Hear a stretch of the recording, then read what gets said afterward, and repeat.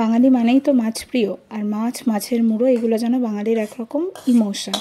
ঠিক তেমনই মাছের মুড়ো দিয়ে বাঙালির রান্না করা বিভিন্ন পদের মধ্যে মুড়িঘণ্টটা অতি জনপ্রিয় একটি রান্নার পদ। সেটা নিয়েই আজকে আমরা ভিডিওটা করব। হ্যালো এভরিওয়ান, এভরিডে আনফিল্টার চ্যানেলে আবারও একটি রান্নার নতুন ভিডিও নিয়ে আমরা চলে এসেছি। চলো দিদিভাই, তাহলে শুরু করা যাক। আগের দিন যে মাছটা দিয়ে দই কাতলা করেছিলাম, মাছের মুড়োগুলো রেখে দিয়েছিলাম। আজকে সেই মুড়োরই এক ফালি দিয়ে করব মুড়িঘণ্ট। গোবিন্দভোগ চাল দিয়ে আলু দিয়ে হবে মুড়িঘণ্টর জন্য মাছটাকে আগে বেশ ভালো করে নুন হলুদ মাখিয়ে রেখে দিচ্ছি। এরপর এটাকে ভেজে নেব। ওই যে বললাম গোবিন্দভোগ চাল লাগবে, আতপ চাল, তো 1 কাপ মতন গোবিন্দভোগ চাল নিয়ে নিচ্ছি। এটাকে ভালো করে ধুয়ে ঝরা দিয়ে নিতে হবে, যাতে চালটা শুকিয়ে আবার এরকম শুকনো হয়ে যায়। মুড়িঘণ্টের মাছের মুড়োটা ভাজার জন্য কড়াই বেশ খানিকটা তেল দিয়ে দেবো। কড়াইটা গরম হয়ে গেছে, এবার কড়াই তেল দিয়ে দিচ্ছি। মুড়োটা দেবো, তেলটা গরম হয়ে গেছে।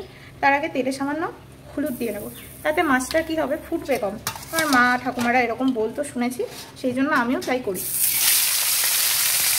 এবার গ্যাসটা কমিয়ে দিয়ে একটু ভাজা হয়ে গেছে, তুলতে নেবো আর একটু ভালো করে ভাজার জন্য। আদা, জিরে আর মৌরি, জিরে আর মৌরিটাকে আমি আগে থেকে একটু গরম জল করে ভিজিয়ে নিয়েছিলাম, তাতে কি শিলে বাটতে সুবিধা হয়। মাছের মুড়োটা যেহেতু অনেকটাই বড়, সেই জন্য একটু ভালো করে ভেজে নিতে হবে, নাহলে কাঁচাটা মাছ খেতে যাবে। ছোটো মাছের মুড়ো দিয়েও করা যায়, তবে মুড়িঘণ্টটা একটু কাতলা মাছের বেশ বড়ো মুড়ো হলে এটা ভালো হবে। করে ভেজে নিচ্ছি ভালোভাবে, তাতে করে খেতে। এবার গ্যাসের ফ্লেমটা কমিয়ে মাছটাকে তুলে নিতে হবে।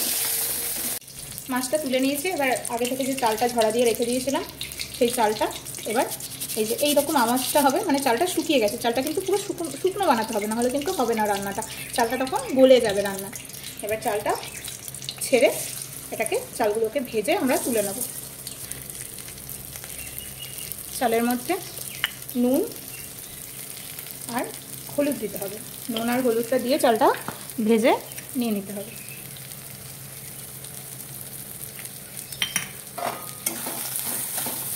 চালটা দেওয়ার সাথে সাথে চালটা পুরো তেলটা চোখ করে নেবে, কিন্তু একটু ভাজতে ভাজতে আবার দেখবেন তেলটা ছেড়ে গেছে।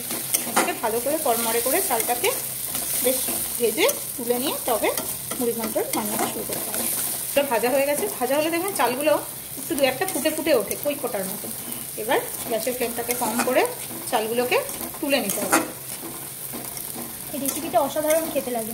তাই? হ্যাঁ। আগে খেয়েছো কখনো? হ্যাঁ, আগে তো খেয়েছি, তুমিই তো বানিয়ে খাইয়েছিলে। আমি তো এবার বাড়ি গেলে প্রায়ই করি এটা।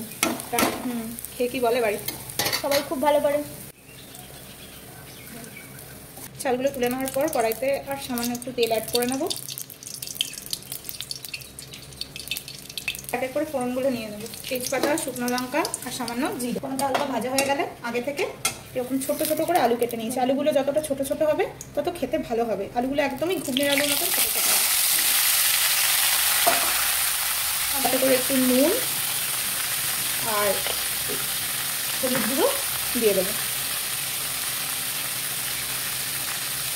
দিয়ে আলুটাকে ভালো করে নেড়ে ভাজা ভাজা করতে হবে। ঢাকনা দিয়েও ভাজা যায়।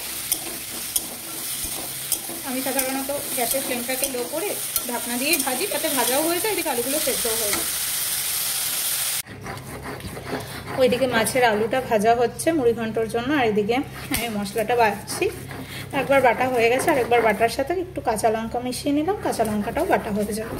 ব্যাস, মাছের গন্ধ পেয়ে গেছে, আর আমাদের পুচু নবাবও চলে এসেছে টিং টিং করে লেজ নাড়তে নাড়তে। আলুটা মোটামুটি 60% মতন ভাজা হয়ে গেছে, আর একটু ভাজা হোক। তারপরে এর মধ্যে পেটে রাখা মশলাটা দিয়ে দেবো।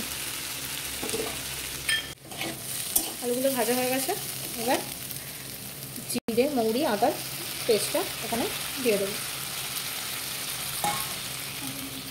সাথে কাঁচা লঙ্কা বাটাও আছে এর মধ্যে, আর একটু হলুদ দিয়ে এটাকে ভালো করে মিশিয়ে নেব। আর মশলাটা ভাজার জন্য ঢেকে রেখে দেবো। লঙ্কার গুঁড়ো মিশিয়ে দেবো। লঙ্কার গুঁড়ো দেওয়ার পর সামান্য একটু জল দিয়ে নিল, ওটা মশলাটা ধরে না যায়। এবার মশলাটা এইভাবেই ঢেকে 5 মিনিটের মতো কষিয়ে নেব। মশলাটা কষে গেছে। এবার আগে থেকে ভেজে নেওয়া চালগুলো এখানে মশলার সাথে আর আলুর সাথে মিশিয়ে করে আলু আর মশলাটার সাথে একটু মিশিয়ে নিয়ে আগে থেকে একটু গরম জল করে রাখতে হবে। আমি গরম জলটা করে নিয়েছিলাম। এবার সেই জলটা এখানে মিশিয়ে দেবো। বেশ অনেকটাই জল দিতে হয়। চালগুলো জলটা সোক করে। চালগুলো খুব একটা ভাতের মতন নরম হয়ে যায় না, বলতে গেলে যেমন পোলাওয়ের চাল হয় ঠিক ওই রকম থাকে চালগুলো। তো সেই পরিমাণ অনুযায়ী জল দিতে হবে যাতে আলু চালটা বেশ ভালো করে ডুবে যায়। জলটা দিয়ে গ্যাসের ফ্লেম বাড়িয়ে এটাকে ফোটার জন্য ছেড়ে দিতে হবে। এবার ঝোলটা ফুটে গেছে, মাছটাকে হাতে করে একটু ভেঙে নিয়ে ঝোলের সাথে মাছটা মিশিয়ে দেবো। সাবধানে ভাঙতে হবে, মাছের কাঁটাটা হাতে লেগে যাওয়ার চান্স থাকতে পারে। বাহ, মাছের নাম শুনে এদিকে পুচু চলে এসছে আমাদের।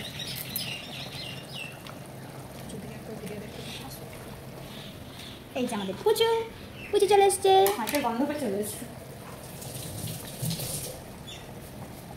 তুলে দিয়ে ঝোলটা হালকা করে নেড়ে দিতে হবে। এটা ফোটার জন্য এবার বেশ কিছুক্ষণ ফুটবে, তারপর নামানোর আগে আমরা গরম মশলা দিয়ে নামাবো। এই ঝোলটা ফুটবে, মাঝে মাঝে একটু আলতো করে নেড়ে দিতে হবে, যেহেতু গোবিন্দভোগ চাল তাই নিচে ধরে যাওয়ার সম্ভাবনা থাকে, তাই আলতো হাতে নেড়ে দিতে হবে।